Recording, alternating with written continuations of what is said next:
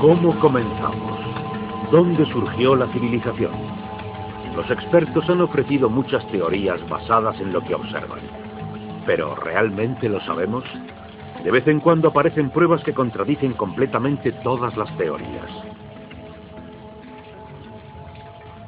En la congelada tierra de lo que queda de Siberia, se han encontrado especies perdidas de animales como el gigante mamut, desaparecido completamente por un repentino cataclismo global. Se han encontrado mapas antiguos que muestran el continente de la Antártida siglos antes de que la descubriéramos. Este mapa, que es de hace siglos, representa la verdadera configuración de la Tierra de Queen Mud, que se encuentra aproximadamente bajo 1 kilómetro de hielo, y su verdadera configuración no se supo hasta 1949. Hace un siglo que un arqueólogo concluyó que la ciudad antigua de Tiwanaku, en Bolivia, era un observatorio estelar alineado con el Sol y las estrellas. A partir de ahí, calculó que su edad sería de unos 17.000 años. Su tesis fue ridiculizada hasta hace poco tiempo. La única corrección que haría es que ahora tenemos mejores medidas astronómicas debido a los satélites y ordenadores. Y supondría que la fecha debe ser de hace unos 12.000 años. Pero, aún así, convierte a Tiwanaku en la ciudad conocida más antigua sobre la faz de la Tierra. Los geólogos descubrieron que la gran esfinge de Egipto ha sufrido una erosión durante siglos de incesantes e intensas lluvias. Dichas lluvias solo pueden haber ocurrido miles de años antes de los faraones. ¿Se construyó la esfinge mucho antes del comienzo de la civilización? La cuestión que aquí se plantea es toda la historia de la civilización. Puede que no haya transcurrido directamente desde el estúpido hombre de las cavernas hasta el más inteligente de nosotros, con nuestras bombas de hidrógeno y nuestra pasta de dientes de rayas. A veces las pruebas que se encuentran rompen todas las reglas. En este programa encontraremos gente que está buscando precisamente esas pruebas. Trazan nuevas teorías que puede que cambien nuestro punto de vista sobre el curso de la civilización del hombre. Esta enorme cara fue esculpida por el antiguo Olmes de México. Se cree que es de hace al menos 2000 años. Es indiscutiblemente africana y se supone que los negros no llegaron a América hasta después de Colón. En este libro, de la Atlántida a las Esfinges, el autor Colin Wilson reúne pistas que él cree que revelan las huellas de una civilización avanzada y perdida que existió antes de que comenzara la historia.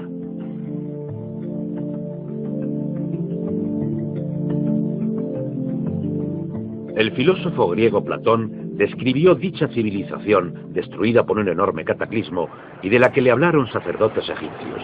Él la llamó Atlántida.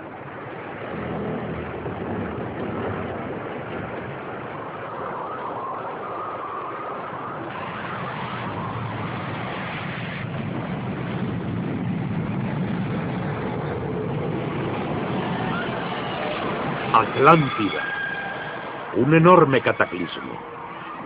Sabemos de dicho cataclismo a través de otro mito, el diluvio bíblico, el Arca de Noé, mito igualmente despreciado por los científicos.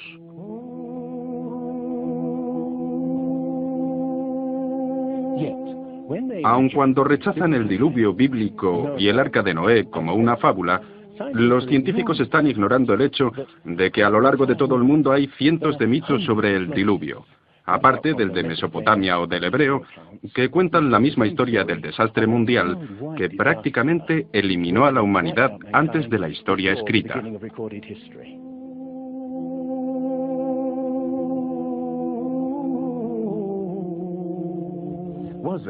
¿Existió realmente algo como un diluvio?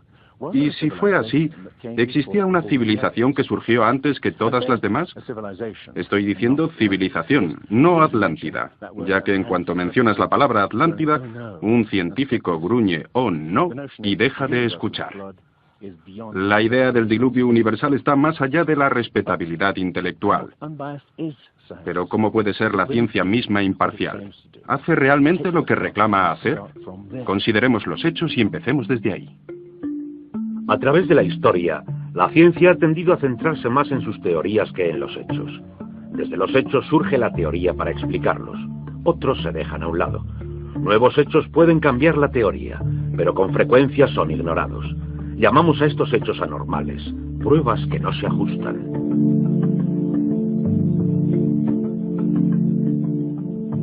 En su controvertido libro La arqueología prohibida, los científicos Thompson y Cremo muestran qué pasa con las pruebas que contradicen las reglas. En los últimos 150 años, estos arqueólogos y antropólogos han descubierto muchas pruebas, literalmente, a la vez que excavaban. Básicamente lo que encuentras es algo que nosotros llamamos un filtro del conocimiento. Esto es una característica fundamental de la ciencia y de la naturaleza humana. La gente tiende a filtrar quitando las cosas que no se adecúan. Así que en la ciencia te encuentras con que las pruebas que no encajan en el paradigma aceptado tienden a eliminarse. No se enseñan ni se discuten. Y la gente que dispone de cierta educación científica generalmente ni siquiera aprenden sobre ellas. De lo que estamos hablando, por ejemplo, se demostró en Iatlico, México, en 1996, cuando la arqueóloga Janestine McIntyre amenazó con cambiar completamente el punto de vista teórico convencional de que la humanidad es relativamente nueva en la mayor parte de la Tierra, que penetró en Siberia hace unos 30.000 años y definitivamente no en América hasta hace aproximadamente 20.000 años.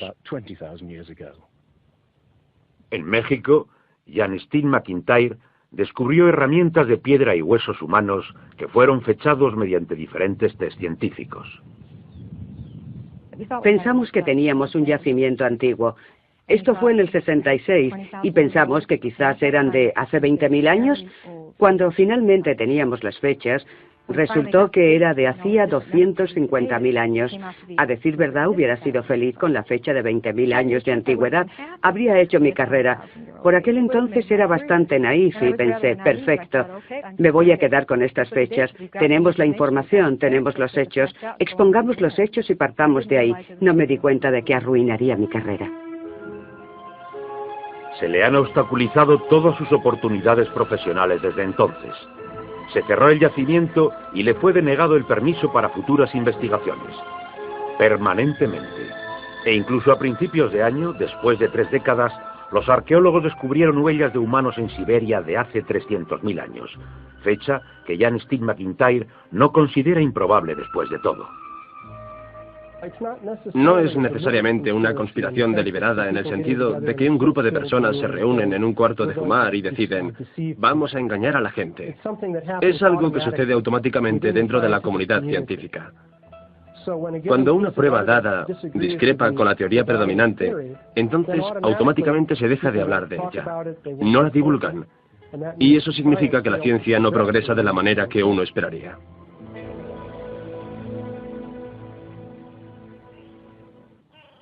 ¿Están pasando por alto los científicos pruebas del pasado que hemos olvidado? ¿Pueden ser verdad los mitos que nos cuentan de que hubo una civilización en este planeta que se perdió miles de años antes de la historia escrita? Un grupo de investigadores nuevos está buscando precisamente las anomalías que la ciencia tiende a desechar. Se hacen preguntas que puede que cambien nuestro punto de vista sobre el curso de la humanidad. El fuerte Inca de Sacsayhuamán, de edad indeterminada y construido por gentes que no utilizaban herramientas de metal pesado ni cemento, ni conocían la polea, la rueda o la grúa.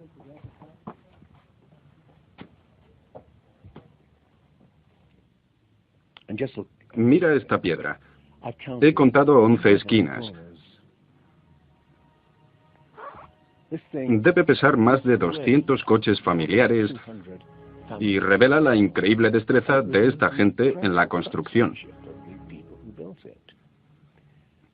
Estas cosas revelan también algo más. Una increíble habilidad para manejar cosas de este tamaño. ¿Cómo demonios consiguieron subirlo ahí? Bolivia. Las misteriosas ruinas de Tiwanaku. Similar destreza. Habilidades de construcción avanzadas. Lo que es inexplicable. Las piedras que dan a este lado están perfectamente colocadas. Cogimos una aguja e intentamos insertarla en cada punto a lo largo de la unión. Y era imposible insertarla.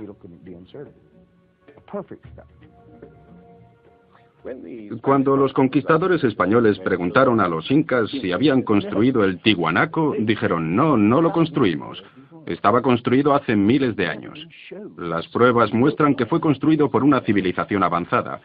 Un descubrimiento al azar revela lo avanzados que seguramente habían sido. Los bloques de la construcción de Tiwanaku no están unidos con cemento. Cualquiera que los separe descubrirá el inesperado destello de metal que mantiene las piedras juntas. Lo que parece increíble aquí es que para mover cada obra donde se necesitaba una grapa, tenían que tener algo así como una planta de fundición portátil para mantener el metal en un estado de ignición sin llama.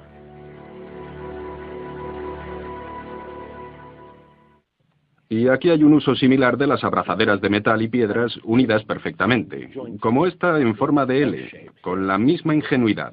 ¿Perú? No. Estamos un continente más allá, en África, Egipto, tierra de las pirámides.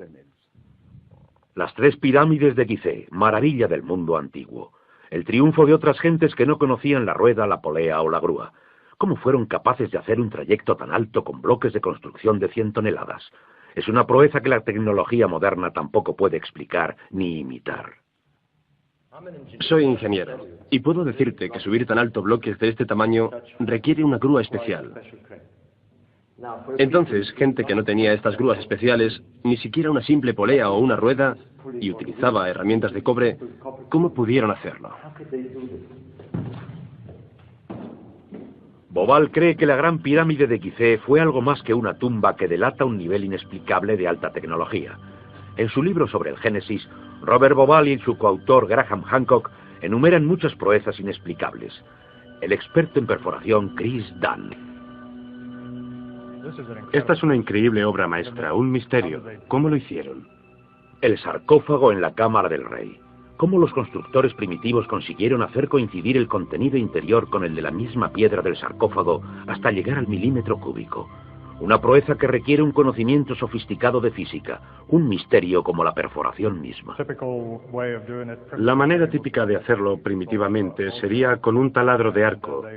Deslizarían la herramienta dentro de la pieza utilizando arena o diamantes. Para mí esto llevaría mucho tiempo, demasiados años para hacerlo. Entonces permíteme que te pregunte, ¿cómo crees que lo hicieron? Creo que tenían que utilizar algún tipo de herramienta eléctrica. Hoy día, si fuéramos a taladrar esto, introduciríamos el taladrador en el granito a una velocidad de 2/10.000 de milímetro por revolución del taladrador. Ellos introducían bastante más rápido que eso. ¿Más rápido? Investigadores como Chris Dunn se preguntan sobre el propósito de este instrumento en un fresco escondido. ¿Taladradores eléctricos? Parece una conclusión precipitada. Todavía rastros de taladradores de alta velocidad presentan misterios sin resolver. Ahora fíjate en esto. El increíble trabajo de precisión. La suavidad total de estos muros en la tumba destinada a toros sagrados. Y que prueba el tremendo nivel de destreza de estas gentes. Pero, por supuesto, esto se podría explicar con cientos de hombres puliendo durante 10 años. Pero, ¿qué me dices de un misterio de verdad? El misterio de los jarrones egipcios. No como este jarrón de cerámica que acabo de comprar, sino de los hechos de alabastro, basalto, incluso diorita, que es la piedra más dura de todas ellas. El misterio es este. Es suficientemente fácil ver cómo puedes agujerearlo taladrando completamente hasta dentro. Pero, ¿qué me dices de estas piezas alrededor de las esquinas? La tecnología moderna es incapaz de hacerlo. Y, sin embargo, los antiguos egipcios diseñaron miles de estas, algunas de ellas 2000 años antes de la civilización que se supone nació aquí. ¿Cómo?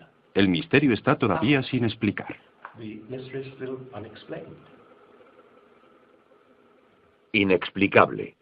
¿Cómo pudieron los constructores alinear las gigantescas pirámides impecablemente hacia la dirección de los puntos cardinales? Perfectamente este-oeste y norte-sur, con una precisión no igualada por los constructores modernos.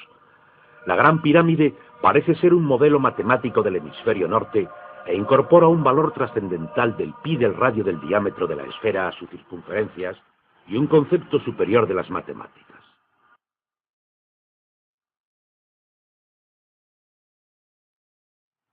Está claro que tenemos aquí un sistema avanzado de matemáticas y tecnología, en un momento en el que se suponía que no existía. Y para conseguir estos resultados, los antiguos constructores tenían que usar un ángulo de 52 grados. Cualquier otro ángulo no valdría. Pero nadie en Egipto conocía pi. Ese valor trascendental está también representado en el ángulo de esta pirámide y el ángulo extraño que sus constructores le dieron en Teotihuacán, México, la ciudad que generaciones posteriores de atemorizados indios llamarían la ciudad de los dioses.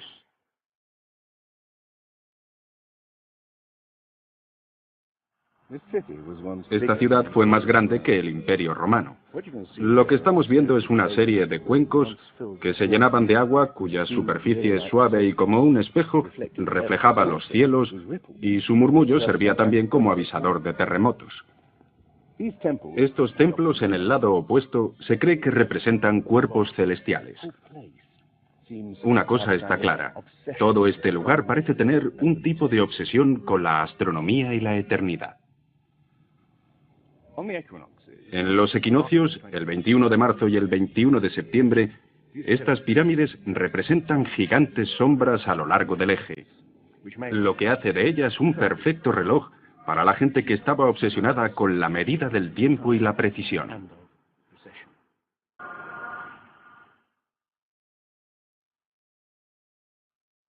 Como vinculadas por alguna fuente común, las civilizaciones antiguas alrededor del mundo dejan ver un sofisticado conocimiento de los cielos, lo que todavía tiene que explicarse, una fascinación por el sol y las estrellas y por la precisión del lento y persistente movimiento de la Tierra que hace que las constelaciones parezca que viajan a través de los cielos nocturnos y de las épocas.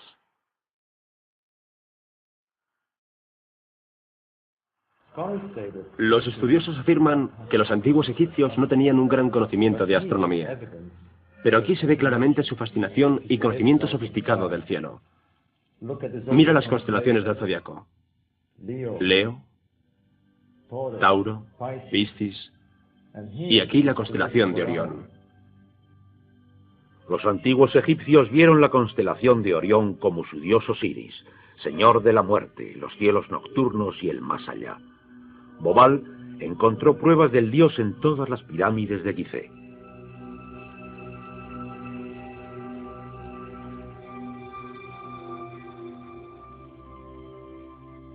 Es realmente un misterio. Pequeños ejes señalando hacia arriba. Solo ejes de ventilación para los egiptólogos. Pero los astrónomos piensan diferente.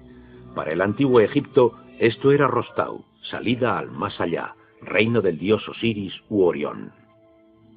En el antiguo Egipto, Orión era Osiris, el gran dios de la resurrección.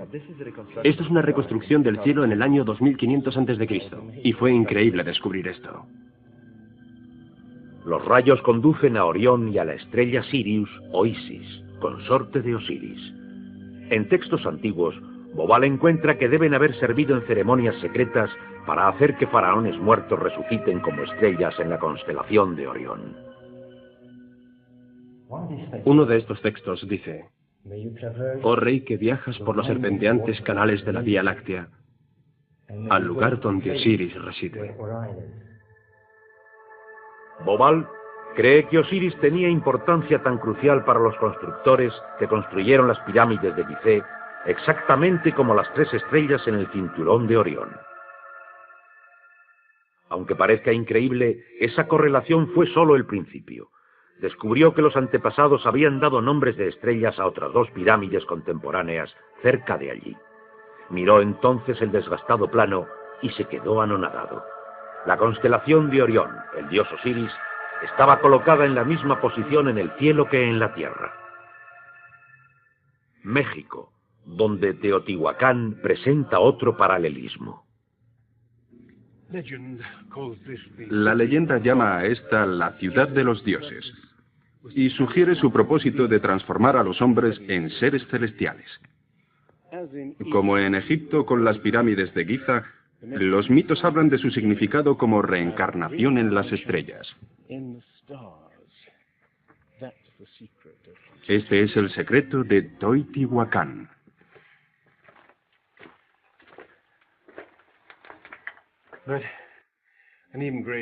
Pero un enigma mayor descansa en la pirámide por encima de mí.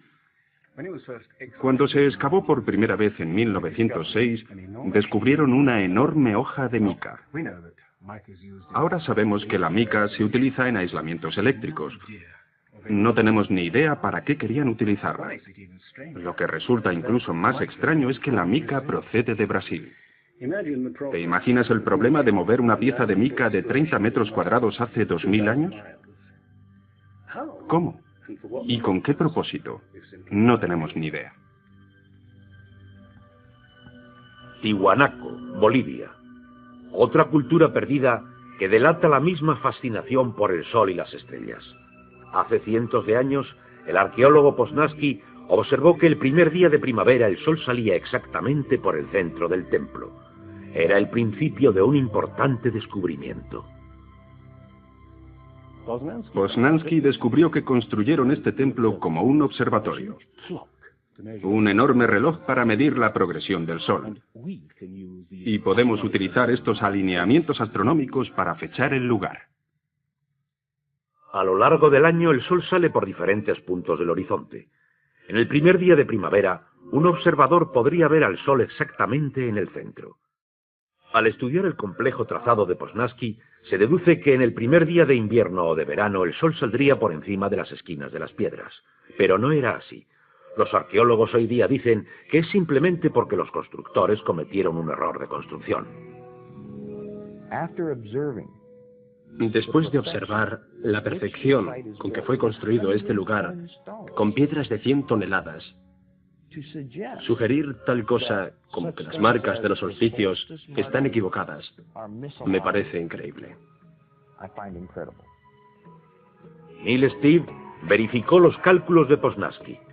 Al medir el ángulo de las esquinas y comparar ese ángulo con las posiciones del amanecer, Poznański pudo calcular que el Tiwanaku fue construido hace 17.000 años. En aquel entonces, la inclinación del eje de la Tierra era ligeramente diferente a la de hoy. En aquellos días, los soles de verano e invierno habrían salido por encima de las esquinas.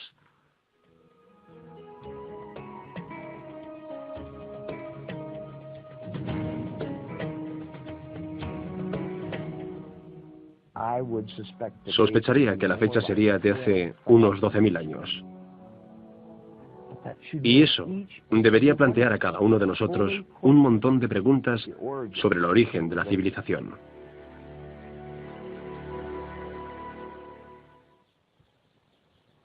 ¿Dejó una civilización perdida en el tiempo sus huellas en varios lugares del mundo? Sacerdotes egipcios contaron al filósofo griego Platón que dicha civilización había existido hace 12.000 años, pero según la ciencia, esta civilización no apareció hasta hace 5.000. ¿Podría haber aparecido antes?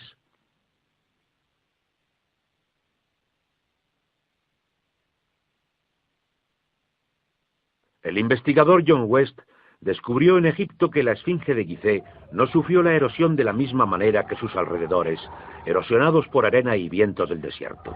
Al contrario, la esfinge presenta marcas de erosión redondeadas, ondulantes. No hay que ser geólogo para mirar y ver quién puede ser responsable de ese tipo de erosión. Solo agua vertida a mares por encima de los muros del recinto podría haber producido esos contornos redondos.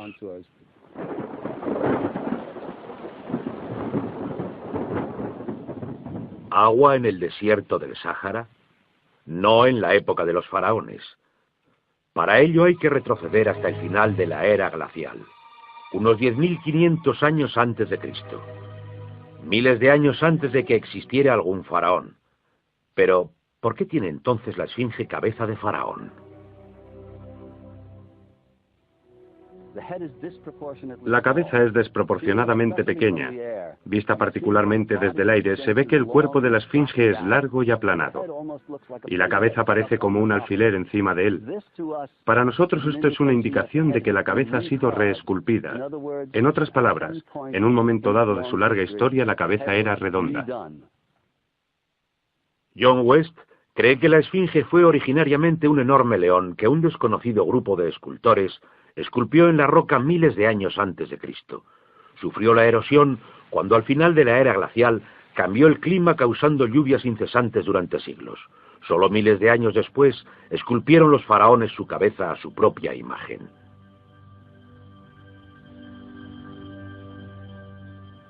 ¿Es la Esfinge 2 veces más antigua de lo que pensábamos hasta ahora? Los egiptólogos ridiculizan esta teoría, pero los geólogos se limitan a decir que los hechos están ahí. Más extraño aún, según Robert Bauval, las pruebas astronómicas sugieren que las pirámides de Gizeh parecen todas ellas apuntar a esta increíble antigüedad. El trazado de Gizeh coincide misteriosamente con la posición de Orión en el año 10.500 a.C., cuando la Esfinge parecía un león, su propia imagen en los cielos. Cuando Orión empezó una lenta ascendencia a través de las épocas señalando una nueva era.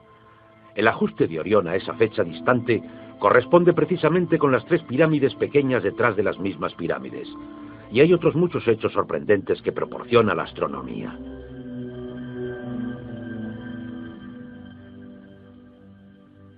Esto coincide exactamente con las ideas que se han venido desarrollando en el análisis geológico de la Esfinge.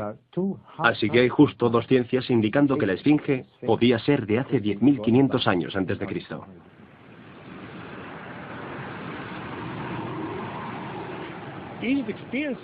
Egipto sufrió importantes y dramáticos cambios al final de la era glacial, particularmente alrededor del 10.500 a.C., cuando unas inmensas e increíbles inundaciones cubrieron toda la llanura.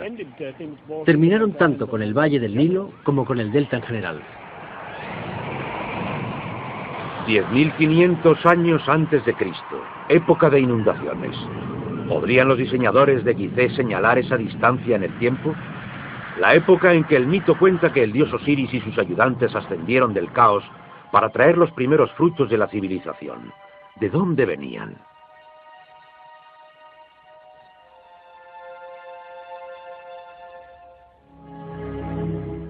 Un dios que era similar al señor del antiguo Tiwanaku en Bolivia. Aquí está el misterio de la ciudad de Tiwanaku, el dios al que veneraban. Alto, barbudo, descrito como blanco. Viracocha surgió de los tiempos del caos y de la destrucción a través de las aguas para traer algún tipo de renovación a la raza humana. El dios blanco Viracocha. En México se le llama Quetzalcóatl, que vino con otros para traer los primeros frutos del conocimiento. Su imagen está por todo Teotihuacán. La serpiente emplumada, símbolo enigmático del dios Quetzalcóatl, quien vino al este después de tremendos cataclismos para traer la civilización a esta parte del mundo. ¿Podrían los dioses como Osiris, Viracocha y Quetzalcóatl haber sido personas reales que vinieron de muy lejos? ¿Supervivientes de un cataclismo que había destruido sus hogares y civilización? La pregunta que nos hacemos es la siguiente. ¿Existió alguna remota civilización sin identificar que conectó Egipto, México y Sudamérica y dejó sus huellas, sin embargo, difíciles de identificar en un tipo de conocimiento? Tomándolo aisladamente, estoy de acuerdo, cada trocito de prueba revela poco. Pero consideremos todos estos elementos en común juntos. En ambas civilizaciones había enormes pirámides alineadas exactamente con los puntos cardinales, incorporando conocimientos avanzados de matemáticas. Ambas demostraron tener un conocimiento increíble de astronomía, expresado en los grandes monumentos sagrados que erigieron. Aunque no conocían ni la polea ni la rueda, ambas podían construir utilizando grandes piedras finamente unidas en un estilo único de construcción, con esquinas en forma de L y abrazaderas de metal. Y ambas culturas utilizaron el procedimiento de momificación para preservar y honrar a sus muertos. Aquí se encontró una nueva e increíble pista cuando la doctora Balabanova, de la Universidad de Ulm, descubrió para su sorpresa que muchas momias de Egipto contenían cocaína y nicotina, originarias de Sudamérica. Recibí montones de cartas que eran casi amenazantes, cartas insultantes. que todo eso no tenía sentido, que estaba fantaseando, que era prácticamente imposible, porque estaba comprobado que antes de Colón esas plantas no se encontraban en ningún otro sitio excepto en América.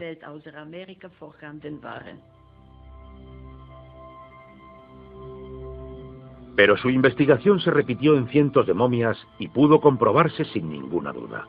Pudieron en verdad en un pasado lejano cruzar los mares e influir en las culturas de ambos lados del Atlántico. La idea es incluso sugerente por lo que no está aquí. México, antigua cultura de los mayas.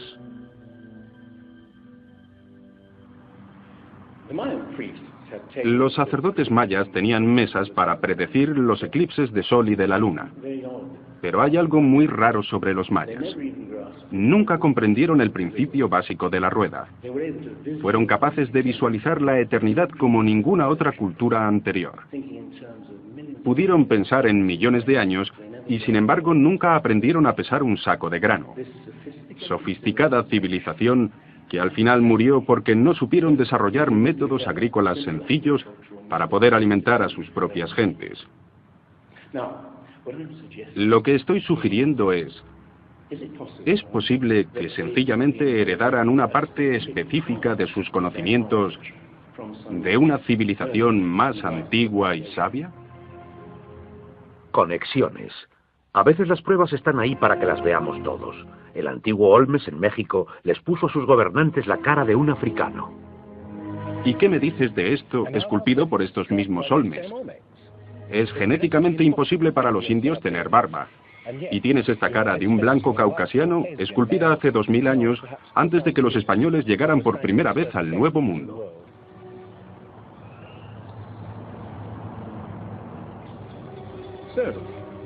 Caras de África y del Cáucaso, esculpidas muchos siglos antes de la llegada de Colón. ¿De dónde vienen? ¿Cómo llegaron hasta aquí? ¿Cómo llegaron a influir en la cultura más antigua de Centroamérica, la cultura madre de México? Todo lo que los arqueólogos saben es que de repente aparecieron, completamente evolucionados, alrededor de 1500 años antes de Cristo, sin señales de desconexión en el desarrollo. Esta gente, cuya expresión característica eran enormes caras esculpidas en piedra, cabezas de caucasianos y africanos, parecen haber aparecido de no se sabe dónde. Oaxaco, antigua ciudadela del monte Albán. Aquí, más al sur de México, se encuentra lo que parece el último registro de estos hombres misteriosos, ya que estas figuras esculpidas en piedra parecen ser las figuras muertas en batallas, desnudos, desesperados, la mayoría de ellos castrados. Esto puede ser el punto donde estos hombres desaparecieron de la historia. Entonces, ¿una sofisticada civilización de navegantes cruzó el Atlántico siglos antes de Colón? Hay, pues, otra parte de las pruebas. Estos mapas antiguos que sugieren que antiguos navegantes poseían un conocimiento del mundo que nunca antes se ha explicado. Un puzzle para los científicos a lo largo de este siglo. En 1513, el almirante turco Piri Reis planificó partes del mundo nunca antes vistas.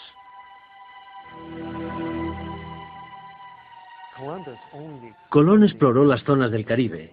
No hizo el recorrido desde Sudamérica hasta la Antártida.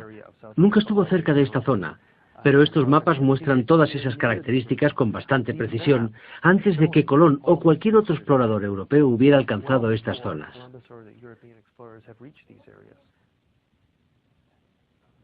Este mapa, que es de hace siglos, representa la verdadera configuración de la Tierra de Queen Maud, que se encuentra aproximadamente bajo 1 kilómetro de hielo, y su verdadera configuración no se supo hasta 1949. Inexplicable. Durante tiempo han considerado la extraña proyección utilizada. Se encontró semejanza a la utilizada en un submarino nuclear moderno que mide el mundo a medida que se mueve desde el centro de donde parte. En este caso el centro era Siene, Egipto, cuna de antiguos cartógrafos. Lo único que el mapa parece distorsionado, pero muestra con bastante exactitud esta parte del mundo. Y hay más.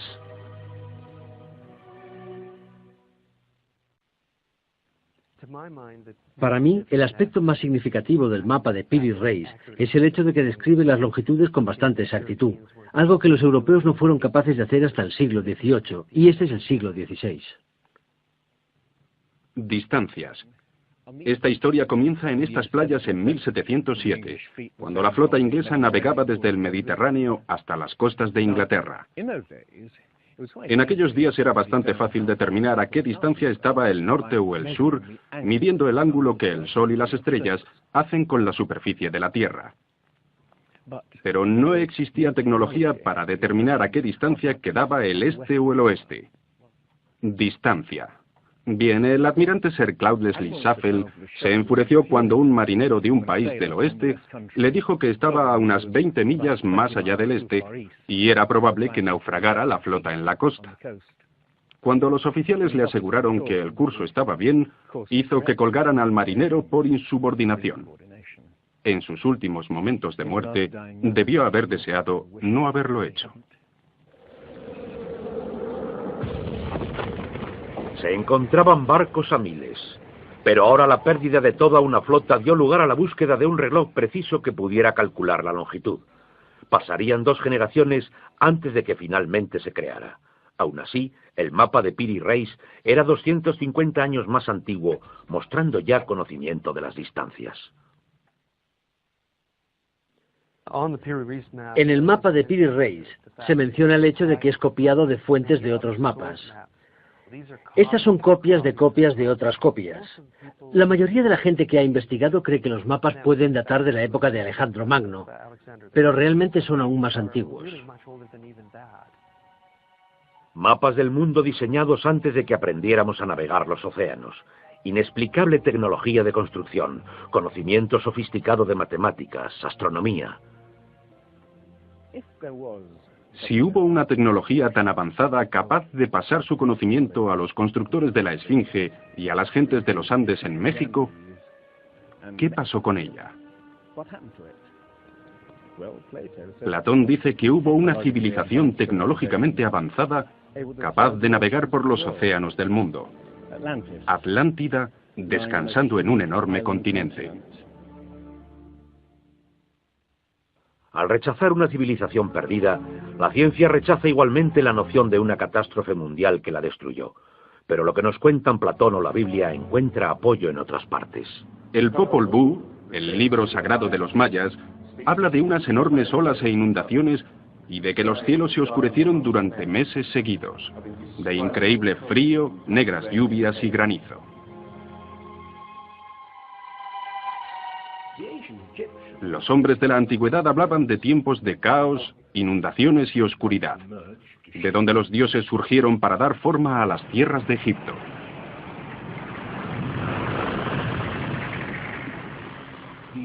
El disco solar de los aztecas habla de 4 ciclos de destrucción: inundaciones, fuegos, vientos y sangre de las guerras. Y de prever el fin del mundo a consecuencia de grandes movimientos de las entrañas de la Tierra.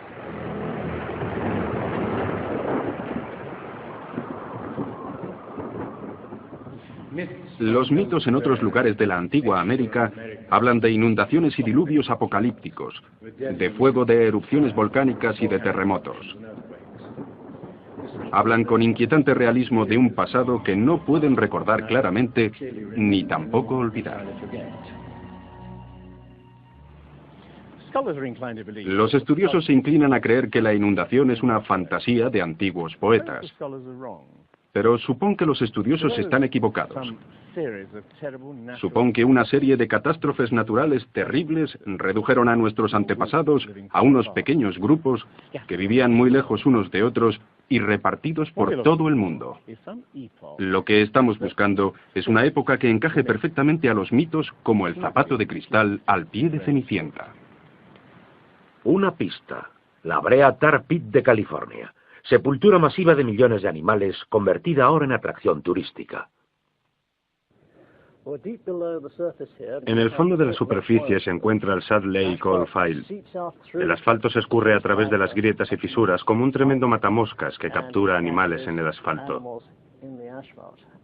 Tenemos increíbles recursos aquí de animales atrapados de esta forma durante los últimos 40.000 años. Es como leer un libro de tiempos antiguos. Cuando los animales que abundaban nunca pensamos en absoluto que fueran originarios de América. Mamuts, elefantes, rinocerontes, osos perezosos gigantes, incluso caballos y camellos. Pero entonces una enorme catástrofe los hizo desaparecer, aparentemente en cuestión de décadas. Alrededor del 10.500 a.C., hace unos 12.000 años. Los animales grandes, cualquier animal más grande que un coyote, en gran medida se extinguieron en unos cientos de años. Sí, esa en efecto es una gran catástrofe.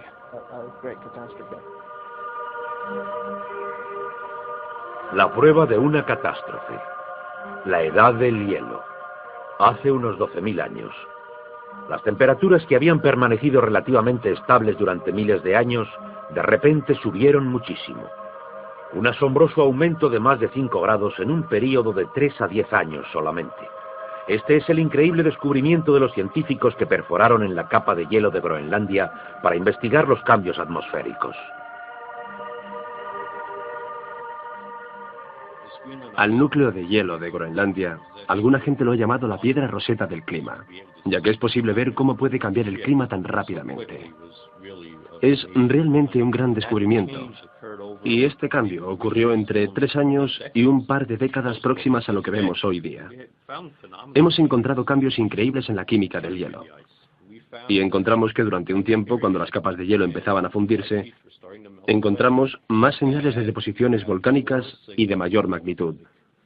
Más concentraciones que en cualquier otro periodo en los últimos 110.000 años que habíamos medido.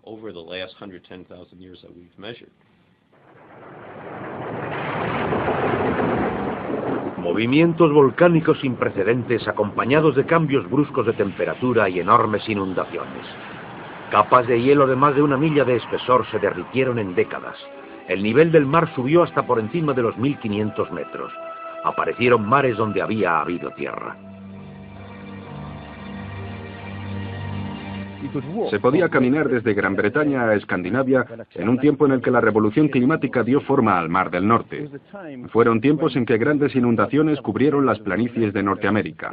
Por eso ese esqueleto de ballenas fue encontrado en Michigan. Un tiempo de cataclismo al final de la edad de hielo que puede que se ajuste a los mitos. Solo en el Nuevo Mundo, alrededor de 70 clases de animales se extinguieron. Mamuts, osos perezosos gigantes, camellos, caballos. Lo pondré en perspectiva. En los 200.000 años anteriores, menos de 1/3 parte de ese número desapareció para siempre. Y el mismo modelo extraordinario de extinción se repitió en Europa y Asia. En Siberia y en Alaska se encontraron masas de huesos de millones de animales que perecieron en un cataclismo. El mamut gigante no fue víctima de los cazadores prehistóricos, sino de una catástrofe natural. A finales del siglo, cazadores siberianos se tropezaron con el cadáver de un enorme animal.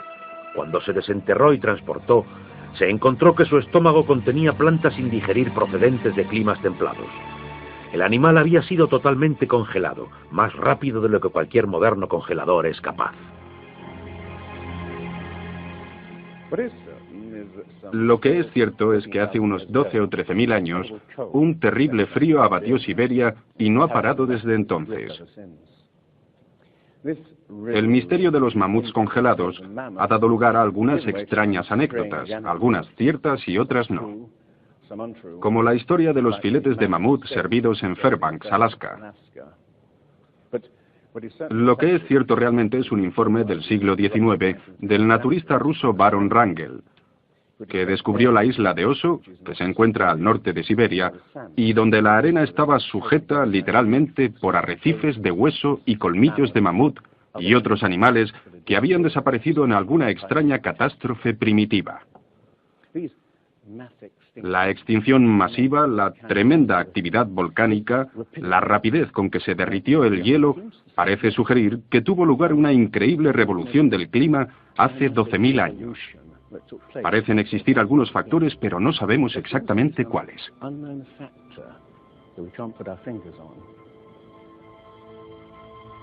El fin de la edad de hielo. ¿Qué es lo que hizo esta revolución? Aquí está la gran cuestión. ¿Qué produjo el cataclismo?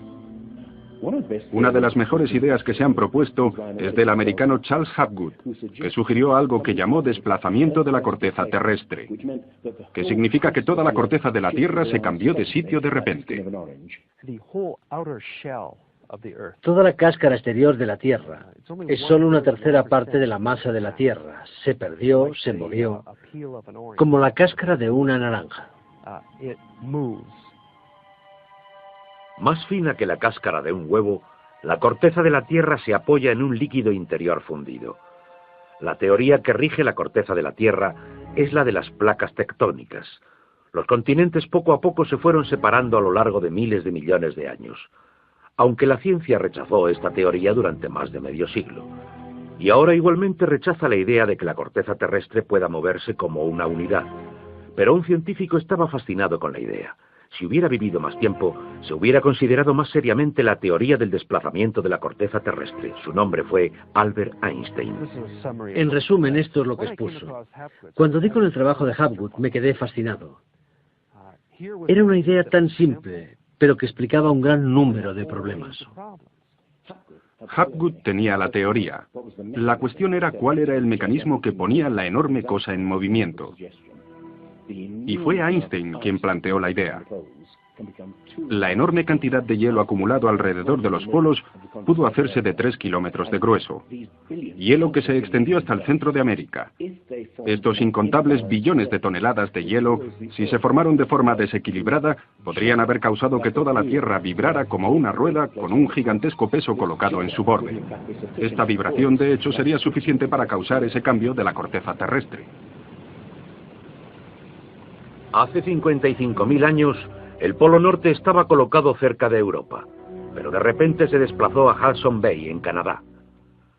Alrededor de 12.500 años antes de Cristo, lo hizo de nuevo hasta donde se encuentra ahora. O es mejor decir que las tierras y los mares han sido arrastrados a lo largo del polo, impulsados por el desplazamiento repentino de la corteza terrestre. Y si fue así, esta es una de las cosas que habría pasado al final de la Edad de Hielo. El desplazamiento impulsó a América fuera de la zona polar. El mar a su norte se congeló con una capa fina de solo milímetros de espesor. La enorme capa de hielo que había sobre Norteamérica se derritió en pocos años.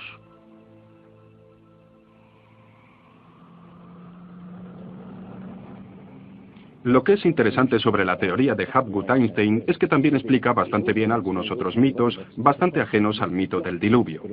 Hay mitos de tremendos terremotos o catástrofes volcánicas, negras lluvias del cielo o congelación total de las tierras. Y puedes comprobar que el punto de esto es que precisamente lo que pudo haber pasado es que la corteza terrestre se desplazó. Con bastante rapidez, zonas que habían sido anteriormente de frío cambiarían a zonas de calor. Cosas como mamuts congelados en un segundo en Siberia. Especies enteras desaparecerían completamente. Si el desplazamiento de la corteza terrestre causó el diluvio que destruyó una civilización, ¿dónde estaba esa civilización? Investigadores creen haberla encontrado en Grecia, en la isla de Santorini, destruida una vez por una enorme erupción, o en la antigua Troya, o en la isla germana de Heligoland, casi barrida por el Mar del Norte. Han buscado continentes hundidos en el Océano Atlántico, pero no se ha encontrado nada. Y es exactamente este problema lo que ha echado por tierra la Atlántida de Platón como una proposición seria para serios estudiosos. Oceanógrafos han cartografiado los suelos submarinos y simplemente no existe ningún continente perdido. ¿O sí lo hay? En lo que nos cuenta Platón sobre la Atlántida, la describe con montañas en medio del océano. Y el océano verdadero es, por supuesto, el océano del mundo. Es más tarde cuando empezamos a dividir el océano en diferentes partes, llamándolo Atlántico, Pacífico, etc. En realidad, el mundo tiene un solo océano, y los mitos de alrededor del mundo son bastante explícitos sobre qué pasó. El Zen Vesta de la literatura védica describe la isla no solo destrozada en un diluvio, sino cubierta de hielo y nieve. Así buscamos una isla cubierta de nieve en medio del océano, y la gran candidata es la Antártida. Si el Polo Norte se desplaza, también lo hace el Polo Sur. Flemeth cree que hace 12.000 años parte de la Antártida se encontraba en zonas templadas y podía haber albergado una civilización cuando el continente desapareció por el peso del polo. Es la explicación que encuentra a los mapas que muestran partes de la Antártida según están colocadas bajo el hielo. El almirante turco Piri Reis demuestra tener conocimientos de la Antártida que no debería haber tenido. Tanto el Departamento de Cartografía de la Armada como del Ejército del Aire nos dicen: hemos hecho comparaciones de picos salientes de las montañas. Les encontramos una sorprendente coincidencia.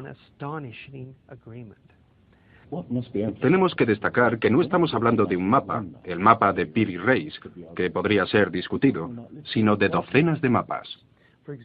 Por ejemplo, el mapa de Phineus de la Antártida es bastante preciso, mostrando sistemas de ríos que existen pero que eran desconocidos en el siglo XVI.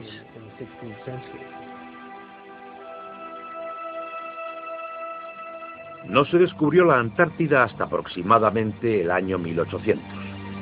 ¿Cómo pues pudieron los cartógrafos registrarla gráficamente? Solo según Flemeth, si lo hicieron de copias de mapas milenarios. Información que sencillamente no debería estar ahí. Hace solo unos 25 años que sabemos que debajo de la capa de hielo de la Antártida existen algunas islas, un continente, un mar congelado entre ambas. Sin embargo, la información estaba ya en este mapa. A lo que me refiero es que estas islas corresponden a esta zona, y los tipos de nevadas por aquí son muy intensas. Prácticamente nada por aquí. Estas islas de abajo de aquí se unirían antes de que se juntaran a la masa continental, por lo que hubo caminos por aquí durante varios miles de años. Y estos fueron probablemente caminos por aquí antes de que se juntaran. Lo que se describe aquí es algo que creo ocurrió hace unos 8.000 años, no posterior a 6.000 años antes de Cristo.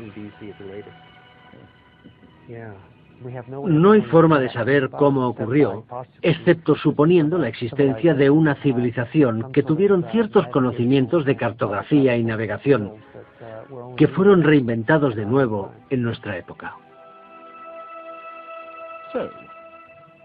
¿Fue el comienzo de la civilización humana más antiguo de lo que pensamos?